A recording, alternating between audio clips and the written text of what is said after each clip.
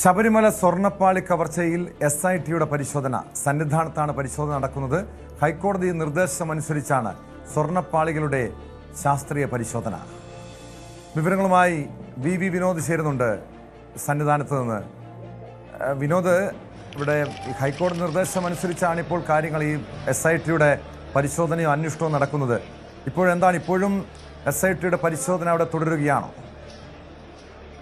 ഇപ്പോഴും പരിശോധന തുടരുകയാണ്. ഇപ്പോൾ സന്നിധാനത്ത് ശ്രീകോവിലിന് മുന്നിലാണ് SIT സംഘത്തിന്റെ പരിശോധന തുടരുന്നത്.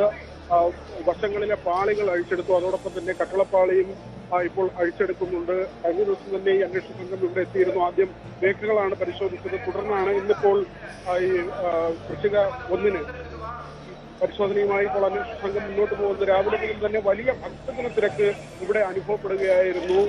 സാധാരണ ഗതിയിലുള്ളതിൽ നിന്ന് വ്യത്യസ്തമായി വൃശ്ചിക 1 ഇത്രയും ഭക്തർ ഇവിടേക്ക് എത്തുന്ന ഒരു രീതിയില്ല. പക്ഷേ അഭൂതപൂർവമായ തിരക്കാണ് അനുഭവപ്പെടുന്നത്. 1 മണിയോടുകൂടി പരിശോധന ആരംഭിച്ചു. ആ സമയത്ത് ദർശനം നടക്കുന്നുണ്ടായിരുന്നു. 1 മണിക്ക് മുൻപ് തന്നെ 12:50 തന്നെ ഈ പരിശോധനകൾ ആരംഭിച്ചു. ആ സമയത്ത് ദർശനത്തിനുള്ള സമയമായിരുന്നു. പക്ഷെ ഭക്തർക്ക് തടസ്സമുണ്ടാകാത്ത തരത്തിലാണ് ശ്രീകോവിലിന് പുറത്ത് ഈ പരിശോധനാ നടപടികൾ പുരോഗമിച്ചത്. കഴിഞ്ഞ ദിവസം തന്നെ SP ശശിധരന്റെ നേതൃത്വത്തിലുള്ള പ്രത്യേക അന്വേഷണ സംഘം ഇവിടെ എത്തുകയായിരുന്നു. പല ടീമുകളായാണ് എത്തിയത്. അതിൽ തന്നെ ഈ ശില്പങ്ങളിൽ പതിച്ചിട്ടുള്ളതും അതോടൊപ്പം തന്നെ ഈ ക്ഷേത്രത്തിന് പല വശങ്ങളിലായി സ്ഥാപിച്ചിട്ടുള്ളതുമായ പാളികൾ അഴിക്കുന്നതിനുള്ള വിദഗ്ധർ ഉൾപ്പെടെയുള്ളവർ ഈ സംഘത്തിൽ ഉൾപ്പെട്ടിരുന്നു. അവരുടെ സഹായത്തോടു കൂടിയാണ് ഇപ്പോൾ ഈ പാളികൾ അഴിച്ചിട്ടുള്ളത്. ഇത് തുടർന്ന് ഇതിന്റെ ഭാരം പരിശോധിക്കേണ്ടതുണ്ട്. കാരണം ഇവിടെ നിന്ന് കൊണ്ടുപോയ സ്വർണ്ണപ്പാളിയാണോ എന്ന കാര്യം സ്ഥിരീകരിക്കണം. അതിനുശേഷം ഇതിന്റെ ഭാരം ഉറപ്പുവരുത്തണം. ഇതിന്റെ ക്വാളിറ്റി, അതായത് ഇവിടെ നിന്ന് കൊണ്ടുപോകുമ്പോഴുള്ള സ്വർണമാണോ തിരികെ സ്ഥാപിച്ചത് തുടങ്ങിയ കാര്യങ്ങളാണ് ഇപ്പോഴത്തെ നടപടിയുടെ ഭാഗമായി ഉള്ളത്. അതേസമയം മറ്റ് ചില കാര്യങ്ങൾ കൂടിയുണ്ട്. ഇതിൽ ഈ പാളികൾ എവിടെയൊക്കെ പോയി, ആരുടെയൊക്കെ അനുമതിയോടെയാണ് ഈ പാളികൾ പോയത് എന്നതടക്കമുള്ള കാര്യങ്ങൾ വളരെ കൃത്യമായി പരിശോധിക്കേണ്ടതുണ്ട്. പല ഘട്ടങ്ങളിലായുള്ള പരിശോധനകളാണ്. ചില സമ്പന്നരുടെ വീടുകളിൽ ഈ പാളികൾ കൊണ്ടുവച്ചു എന്ന വിവരം. അതോടൊപ്പം തന്നെയാണ് തിരഞ്ഞെടുപ്പുമായി ബന്ധപ്പെട്ടും നമ്മൾ ഇപ്പോഴത്തെ നടപടികളെ നോക്കിക്കാണേണ്ടതുണ്ട്. അതായത് തദ്ദേശ തിരഞ്ഞെടുപ്പ് പ്രചരണം അതിന്റെ മൂർധന്യത്തിലേക്ക് പോവുകയാണ്. ED ആകട്ടെ ഹൈക്കോടതിയെ സമീപിച്ചിട്ടുണ്ട്. കേസുമായി ബന്ധപ്പെട്ട രേഖകൾ ആവശ്യപ്പെട്ടാണ് EDയുടെ നീക്കം. അങ്ങനെയെങ്കിൽ ഒരുപക്ഷെ കേന്ദ്ര ഏജൻസികളിലേക്ക് ഈ അന്വേഷണം എത്തിയാൽ അത് ഇടത് മുന്നണിക്കുണ്ടാക്കുന്ന തിരിച്ചടി ചെറുതായിരിക്കില്ല. ഇതിന്റെ അപകടം ഇടത് കേന്ദ്രങ്ങൾ വളരെ വ്യക്തമായി തിരിച്ചറിയുന്നുണ്ട്. തുടർന്നാണ് SITയുടെ അന്വേഷണത്തെ കുറിച്ചുള്ള നമ്മൾ വിലയിരുത്തൽ കൂടി നടത്തേണ്ടത്. കാരണം കോടതി മുമ്പാകെ കൃത്യമായി കാര്യങ്ങൾ ധരിപ്പിക്കാനുള്ള ഒരു സാഹചര്യം ഇപ്പോൾ ഉണ്ട്. കാരണം അറസ്റ്റുകൾ കൃത്യമായി നടന്നു കഴിഞ്ഞു. അത് N വാസു അടക്കം, ഉണ്ണികൃഷ്ണൻ പോറ്റി അടക്കം, മുരാരി ബാബു അടക്കമുള്ളവരുടെ 5 അറസ്റ്റുകൾ ഉണ്ട്. A പത്മകുമാറിനെ ചോദ്യം ചെയ്യാൻ വിളിപ്പിച്ചിട്ടുണ്ട്. അതായത് ഒരു മെല്ലെപ്പോക്ക് ഈ കേസിൽ ഇല്ല എന്നത് കൃത്യമായി കോടതിയെ ധരിപ്പിക്കാൻ അന്വേഷണ സംഘത്തിന് കഴിയും. മാത്രമല്ല, ഇന്നത്തെ പരിശോധനയ്ക്കും ഏറെ പ്രാധാന്യമുണ്ട്. ദിവസങ്ങൾക്ക് മുൻപ് മാത്രമാണ് ഈ പാളികൾ ഇവിടെ സ്ഥാപിച്ചത്. അതായത് ഇവിടെ നിന്ന് നവീകരണത്തിന് കൊണ്ടുപോവുകയും നട തുറക്കുന്നതിന് ദിവസങ്ങൾക്ക് മുൻപാണ് ഈ പാളികൾ ഇവിടെ സ്ഥാപിച്ചത്. ആ പാളികളാണ് ഇപ്പോൾ അഴിച്ചുള്ള പരിശോധന അന്വേഷണ സംഘം നടത്തുന്നത്. ഇത് വലിയ മാനങ്ങളുള്ളതാണ്. കാരണം 2009 വിജയ് മല്യ ശബരിമലയ്ക്ക് സ്വർണ്ണപ്പാളികൾ, ഇതിന്റെ ആദ്യഘട്ടത്തിൽ തന്നെ മഹസറിലുണ്ടായിരുന്ന ഒരു പിഴവ് സ്വർണം പൂശി എന്നതാണ്. പക്ഷെ ഇത് സ്വർണം പുതിയലായിരുന്നു. ചെമ്പുപാളികൾക്ക് മുകളിൽ സ്വർണത്തിന്റെ മറ്റ് പാളികൾ, സ്വർണത്തിന്റെ തകിട് അടിച്ചുറപ്പിക്കുകയാണ്. അതായത് ഒരു ലെയർ സ്വർണമാണ് പുറത്തു വരുന്നത്, അതിനടിയിലുള്ള മറ്റൊരു ലെയറായി ചെമ്പ് ഉണ്ട്. അവിടെ നിന്നാണ് ഇവിടെ ഈ മഹസറിൽ പിന്നീട് കൃത്രിമം ഉണ്ടാകുന്നത്. അതിൽ എഴുതി ചേർത്തത് ചെമ്പുപാളികൾ വീണ്ടും സ്വർണം പൂശിയതിലെ പോരായ്മകൾ പരിഹരിക്കാൻ, അല്ലെങ്കിൽ അതിലെ തേയ്മാനം പരിഹരിക്കുന്നതിന് വേണ്ടി കൊണ്ടുപോയി എന്ന് മഹസർ രേഖപ്പെടുത്തിയത്. ഇതെല്ലാം തന്നെ കൃത്യമായ ആസൂത്രണത്തോടെ ആയിരുന്നു എന്ന കാര്യം.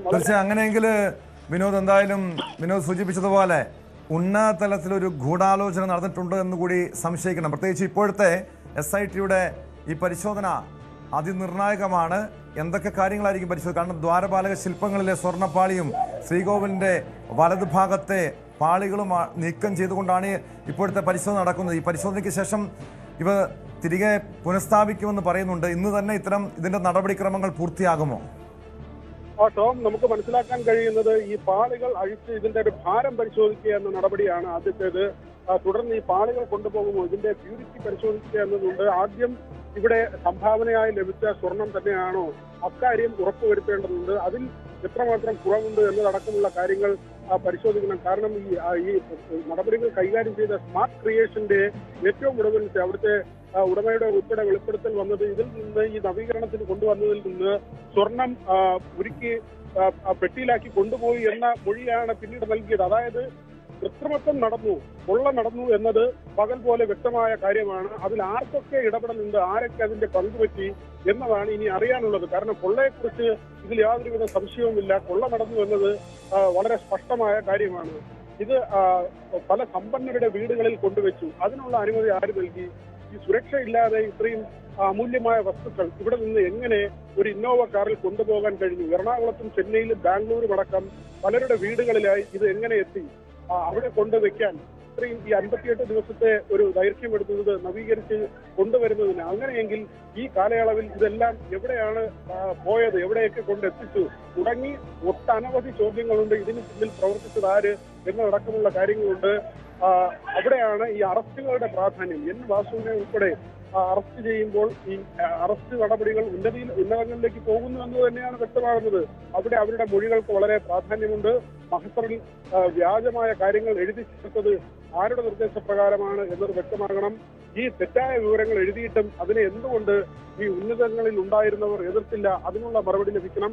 ഇത്തരം ഒട്ടനവധി കാര്യങ്ങളും ചോദ്യങ്ങളുമാണ് അവശേഷിക്കുന്നത്. അവിടെയാണ് ഇപ്പോൾ അയ്യപ്പ സംഗമം നടക്കുമ്പോൾ ഒരുപക്ഷെ നമുക്കറിയാം സ്ത്രീ പ്രവേശവുമായി ബന്ധപ്പെട്ട് വലിയ വിമർശനം സർക്കാർ നേരിടേണ്ടി വന്നിരുന്നു. അതിനെല്ലാം തന്നെ ഒരു അതിന്റെയൊക്കെ പരിഹാര നടപടി എന്ന നിലയ്ക്ക് പോലും അയ്യപ്പ സംഗമത്തെ രാഷ്ട്രീയ എതിരാളികൾ വ്യാഖ്യാനിച്ചു. അങ്ങനെയുള്ള വിലയിരുത്തലുകളുണ്ടായി. അവിടെ വളരെ പ്രധാനപ്പെട്ട കാര്യമായി വന്നത് സർക്കാർ നേരത്തെ ചെയ്ത ചെയ്തികളിൽ നിന്ന് പിന്നാക്കം പോകുന്നു. ശബരിമലയ്ക്ക് ആഗോള പ്രശസ്തി ലഭിക്കുന്നതിന് വേണ്ടി സർക്കാർ ആത്മാർത്ഥമായി പ്രവർത്തിക്കുന്നു. ദേവസ്വം ബോർഡ് അങ്ങനെ പ്രവർത്തിക്കുന്നു. അങ്ങനെ ഒരു പ്രതീതി ആഗോള അയ്യപ്പ സംഗമത്തിലൂടെ സൃഷ്ടിക്കാൻ സർക്കാർ ശ്രമിക്കുന്നു എന്ന ഒരു വിലയിരുത്തലുണ്ടായ സമയം. ആ സമയത്താണ് ഉണ്ണികൃഷ്ണൻ പോറ്റിയുടെ വെളിപ്പെടുത്തലുണ്ടാകുന്നത്.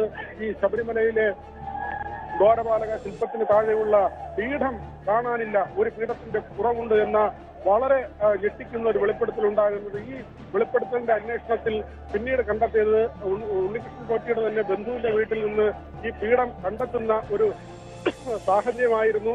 അപ്പോൾ അത് ആർക്കു വേണ്ടിയാണ് ഉണ്ണികൃഷ്ണൻ പോറ്റി അങ്ങനെ ഒരു വെളിപ്പെടുത്തൽ നടത്തിയതെന്ന ചോദ്യം തന്നെ ആദ്യം ഉയർന്നു വന്നു. എന്നാൽ ഉണ്ണികൃഷ്ണൻ പോറ്റിയുടെ വീട്ടിൽ നിന്ന് ഇത് ബന്ധുവിന്റെ വീട്ടിൽ നിന്ന് ഇത് കണ്ടെത്തിയതോടുകൂടി അത് ഉണ്ണികൃഷ്ണന്റെ ഒരു ഗൂഢാലോചനയായി സർക്കാർ കേന്ദ്രങ്ങൾ വിലയിരുത്തുകയും അങ്ങനെയുള്ള പ്രചരണങ്ങൾ നടത്തുകയും ചെയ്തു.